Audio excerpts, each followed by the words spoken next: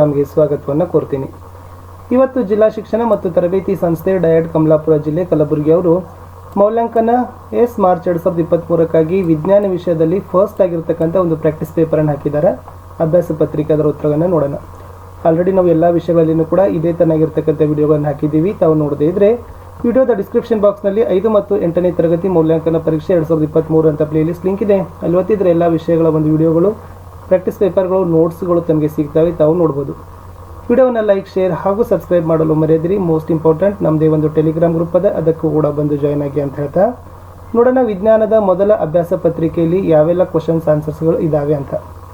Main 1ರಲ್ಲಿ ತಮಗೆ ಗೊತ್ತೇ ಇದೆ, 1ರಿಂದ 20ರವರೆಗೆ ಬಹು ಆಯ್ಕೆ ಪ್ರಶ್ನೆಗಳಿರ್ತವೆ. ಸರಿಯಾದ ಆಯ್ಕೆಯ ಕ್ರಮಾಕ್ಷರವನ್ನು ಚೌಕದಲ್ಲಿ ಬರೆದು ಮುಂದೆ ಕೊಟ್ಟಿರ್ತಕ್ಕಂಥ ಜಾಗದಲ್ಲಿ ಉತ್ತರವನ್ನು ಪೂರ್ಣವಾಗಿ ಬರೀಬೇಕು. ಸೂರ್ಯನಲ್ಲಿ ಉಷ್ಣ ಮತ್ತು ಬೆಳಕು ಉತ್ಪತ್ತಿಯಾಗುವುದು ಅಂತ ಕೇಳಿದ್ದಾರೆ. ಆಯ್ಕೆ ಕೊಟ್ಟಿದ್ದಾರೆ: ದಹನ ಕ್ರಿಯೆ, ಬೈಜಿಕ ಕ್ರಿಯೆ, ರಾಸಾಯನಿಕ ಕ್ರಿಯೆ. ಯಾವುದೂ ಅಲ್ಲ. ಸರಿಯಾದ ಉತ್ತರ ಬೈಜಿಕ ಕ್ರಿಯೆ ಅಂತ ಕರೀತಾರೆ. ಉಷ್ಣ ಬೈಜಿಕ ಕ್ರಿಯೆ ಅಂತಲೂ ಕೂಡ ಅದನ್ನು ಹೇಳ್ತಾರೆ.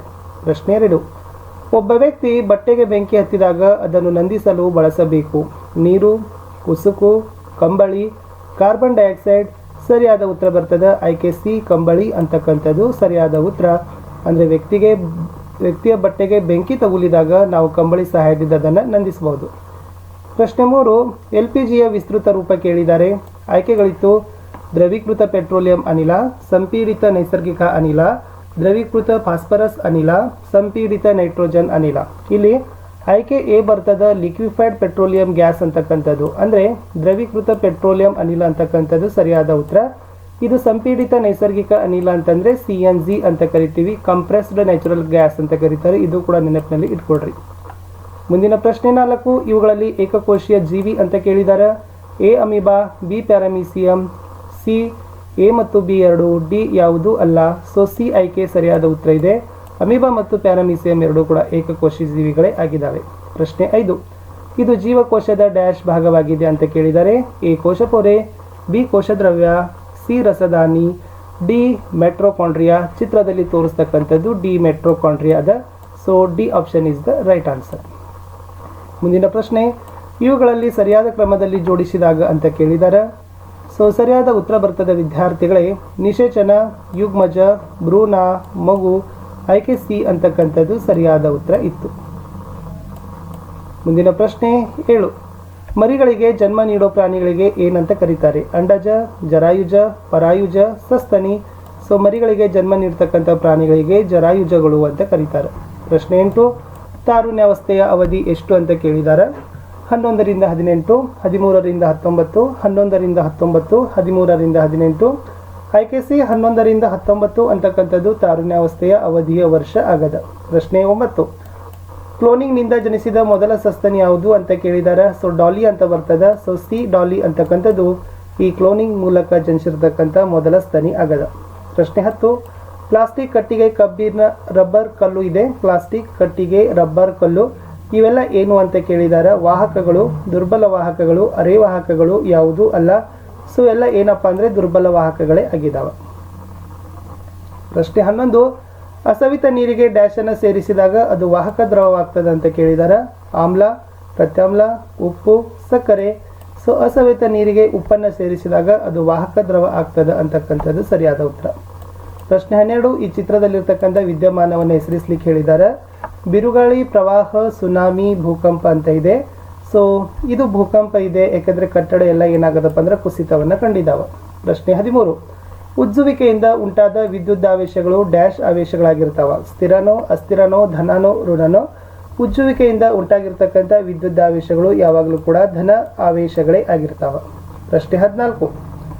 ಪತನ ಕೋನ ಪ್ರತಿಫಲನ ಕೋನಕ್ಕೆ ಸಮ ಅಂತ ಕೇಳಿದ್ದಾರೆ. ಯಾವಾಗ ಅಂತ ಕೇಳಿದ್ದಾರೆ. ಅದು ಯಾವಾಗಲೂ, ಕೆಲವು ಬಾರಿನೋ, ವಿಶೇಷ ಸಂದರ್ಭಗಳಲ್ಲಿನೋ, ಯಾವಾಗಲೂ ಅಲ್ಲ. ಯಾವಾಗಲೂ ಕೂಡ ಪತನ ಕೋನ ಪ್ರತಿಫಲನ ಕೋನಕ್ಕೆ ಸಮಾನೇ ಆಗಿರ್ತದೆ. ಮುಂದೆ ಹೋಗೋಣ. ಪ್ರಶ್ನೆ 15. ದಂತವೈದ್ಯರು ಬಳಸ್ತಕ್ಕಂಥ ದರ್ಪಣ ಕೇಳಿದರು. ಪಿನ ನಿಮ್ನ ಸಮತಲ ಯಾವುದೂ ಅಲ್ಲ. ದಂತವೈದ್ಯರು ಏನು ಮಾಡ್ತಾರಪ್ಪ ಅಂದರೆ ಚಿಕಿತ್ಸೆಗಾಗಿ ಅಥವಾ ರೋಗ ಪತ್ತೆಗಾಗಿ ಅವ್ರು ಏನು ಮಾಡ್ತಾರೆ, ಸಮತಲ ದರ್ಪಣವನ್ನು ಉಪಯೋಗವನ್ನು ಮಾಡಿರ್ತಾರೆ. ಪ್ರಶ್ನೆ 16. ಭೂಮಿಗೆ ಅತ್ಯಂತ ಸಮೀಪವಾದ ಗ್ರಹ ಯಾವುದು ಅಂತ ಕೇಳಿದ್ದಾರೆ. ಬುಧ, ಮಂಗಳ, ಶುಕ್ರ, ಗುರು.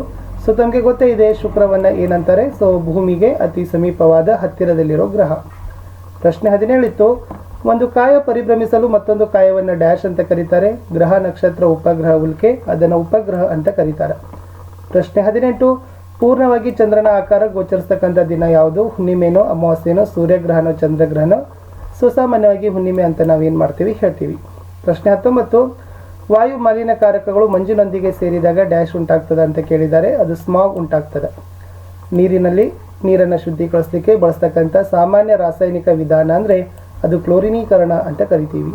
ಇನ್ನು 2 ಅಥವಾ 3 ಅಂಕದಲ್ಲಿರ್ತಕ್ಕಂಥ ವಿವರಣಾತ್ಮಕ ಮಾದರಿಯ ಪ್ರಶ್ನೆಗಳಿದ್ದಾವೆ, ಅವುಗಳಿಗೆ ಉತ್ತರಗಳನ್ನು ಬರೀಬೇಕು. ದಹನದ ವಿಧಗಳನ್ನು ತಿಳಿಸಂತೆ ಕೇಳಿದ್ದಾರೆ, ಅಥವಾ LPG ಕಟ್ಟಿಗೆಗಿಂತ ಉತ್ತಮವಾದ ಗೃಹ ಬಳಕೆ ಇಂಧನ ಏಕೆ? ಕಾರಣ ಕೊಡಿ ಅಂತ ಕೇಳಿದ್ದಾರೆ 2 ಅಂಕಕ್ಕೆ. ಮುಂದೆ ಪ್ರಾಣಿ ಜೀವಕೋಶ ಮತ್ತು ಸಸ್ಯ ಜೀವಕೋಶದ ನಡುವಿನ ವ್ಯತ್ಯಾಸಗಳನ್ನು ಬರಲಿಕ್ಕೆ ಹೇಳಿದ್ದಾರೆ, ಅಥವಾ ಜೀವಕೋಶ ಬರಿಗಣ್ಣಿನಿಂದ ನೋಡಲು ಸಾಧ್ಯವೇ? ಹಾಗಿದ್ದರೆ ಯಾವ ಜೀವಕೋಶವನ್ನು ಬರಿಗಣ್ಣಿನಿಂದ ನೋಡಬಹುದು ಅಂತ 22ನೇ ಪ್ರಶ್ನೆ ಕೇಳಿದರು. 23ನೇ ಪ್ರಶ್ನೆ, ಅಲೈಂಗಿಕ ಸಂತಾನೋತ್ಪತ್ತಿ ಅಂದರೆ ಏನು? ಪ್ರಾಣಿಗಳಲ್ಲಿ ಅಲೈಂಗಿಕ ಸಂತಾನೋತ್ಪತ್ತಿ ವಿಧಗಳನ್ನು ಬರೀಬೇಕು, ಅಥವಾ ಮಾನವನ ದೇಹದಲ್ಲಿನ 4 ಅಂತಃಸ್ರಾವಿಕ ಗ್ರಂಥಿಗಳನ್ನು ಹೆಸರಿಸಬೇಕು. 2 ಅಂಕಕ್ಕೆ ಪ್ರಶ್ನೆ. 24, ಕಬ್ಬಿಣದ ತಂತಿಯ ಬದಲಾಗಿ ತಾಮ್ರದ ತಂತಿಯನ್ನೇ ವಿದ್ಯುತ್ ಬಳಕೆಯಲ್ಲಿ ಏಕೆ ಬಳಸ್ತೀವಿ? ಅಥವಾ ಜೋರಾಗಿ ಮಳೆ ಬರ್ತವಾಗ ಎಲೆಕ್ಟ್ರಿಷಿಯನ್ ಹೊರಭಾಗದಲ್ಲಿ ವಿದ್ಯುತ್ ರಿಪೇರಿ ಮಾಡೋದು ಸೂಕ್ತವೇ? ಕಾರಣ ಕೊಡಿ ಅಂತ 2 ಅಂಕಕ್ಕೆ ಕೇಳಿದ್ದಾರೆ. ಪ್ರಶ್ನೆ 25, ಮಿಂಚಿನಿಂದ ನಮ್ಮನ್ನು ರಕ್ಷಿಸಿಕೊಳ್ಳಲಿರ್ತಕ್ಕಂಥ 2 ಉಪಕ್ರಮಗಳನ್ನು ತಿಳಿಸಬೇಕು, ಅಥವಾ ಆವೇಶಗಳ ವಿಧಗಳು ಮತ್ತು ಅವುಗಳ ನಡುವಿನ ವ್ಯತ್ಯಾಸಗಳನ್ನು ಬರೀಬೇಕು. 26ನೇ ಪ್ರಶ್ನೆ, ನೀವು ನಮ್ಮ ಕಣ್ಣುಗಳ ಆರೈಕೆ ಹೇಗೆ ಮಾಡುತ್ತೀರಿ ಎಂಬುದನ್ನು ತಿಳಿಸಿ, ಅಥವಾ ಪ್ರತಿಫಲನದ ನಿಯಮಗಳನ್ನು ನಿರೂಪಿಸಿ. ಮುಂದಿನ ಪ್ರಶ್ನೆ, ನಕ್ಷತ್ರ ಪುಂಜ ಅಂದರೆ ಏನು? ಮಹಾವ್ಯಾಧ ಕುರಿತು ಬರೀಬೇಕು, ಅಥವಾ ಇವುಗಳನ್ನು ಹೆಸರಿಸಲಿಕ್ಕೆ ಕೇಳಿದ್ದಾರೆ. ಅತಿ ಪ್ರಕಾಶಮಾನವಾದ ಗ್ರಹ, ಅತಿ ದೊಡ್ಡ ಗ್ರಹ, ಅತ್ಯಂತ ಕಡಿಮೆ ಸಾಂದ್ರತೆ ಹೊಂದಿರುವ ಗ್ರಹ. ಭೂಮಿ ರಚನೆ ಅಂದವಾದ ಚಿತ್ರ ತೆಗಿಬೇಕು, ಅದರಲ್ಲಿ ತೊಗಟೆ, ಮೆಂಟಲ್, ಹೊರಗರ್ಭ, ಒಳಗರ್ಭಗಳನ್ನು ಗುರುತಿಸಲಿಕ್ಕೆ ಹೇಳಿದ್ದಾರೆ. ಇಷ್ಟಿತ್ತು ಪ್ರಶ್ನೆ. ಸೊ ಬಹು ಆಯ್ಕೆ ಪ್ರಶ್ನೆಗಳಿಗೆ ಉತ್ತರಗಳನ್ನು ಕೊಟ್ಟಿದ್ದೀವಿ. ವಿವರಣಾತ್ಮಕ ಪ್ರಶ್ನೆಗಳಿಗೆ ಉತ್ತರಗಳನ್ನು ಮುಂದಿನ ವಿಡಿಯೋಗಳಲ್ಲಿ ಕೊಡ್ತೀನಿ ಅಂತ ಹೇಳ್ತಾ, ಸೊ ದಯಮಾಡಿ ವಿಡಿಯೋಗಳನ್ನು ಲೈಕ್, ಶೇರ್ ಹಾಗೂ ಸಬ್ಸ್ಕ್ರೈಬ್ಗಳನ್ನು ಮಾಡಲು ಮರಿದಿರಿ. ಸೊ ಬೇರೆ ಬೇರೆ ವಿಷಯಗಳ ವಿಡಿಯೋಗಳು ಇದ್ದಾವೆ, ಸೊ ಒಂದ್ಸರಿ ಹೋಗಿ ತಾವು ಪ್ಲೇಲಿಸ್ಟ್ನಲ್ಲಿ ಭೇಟಿ ಕೊಡಿ ಅಂತ ಹೇಳ್ತಾ, ಸೊ ಮತ್ತೆ ನಾನು ನಿಮಗೆ ಸಿಗ್ತೀನಿ ಬೇರೆ ವಿಷಯದ ವಿಡಿಯೋದಲ್ಲಿ. ಅಲ್ಲಿಯವರೆಗೂ ವಿಡಿಯೋಗಳನ್ನು ವೀಕ್ಷಿಸಿದ್ದಕ್ಕಾಗಿ ಧನ್ಯವಾದಗಳು ಅಂತ ಹೇಳ್ತಾ, ಮೋಸ್ಟ್ ಇಂಪಾರ್ಟೆಂಟ್ ವಿದ್ಯಾರ್ಥಿಗಳೇ, ನಮ್ಮದೇ ಒಂದು ಟೆಲಿಗ್ರಾಮ್ ಗ್ರೂಪ್ ಅದ, ಸ್ಟಡಿ ವಿತ್ ಪರಶುರಾಮ್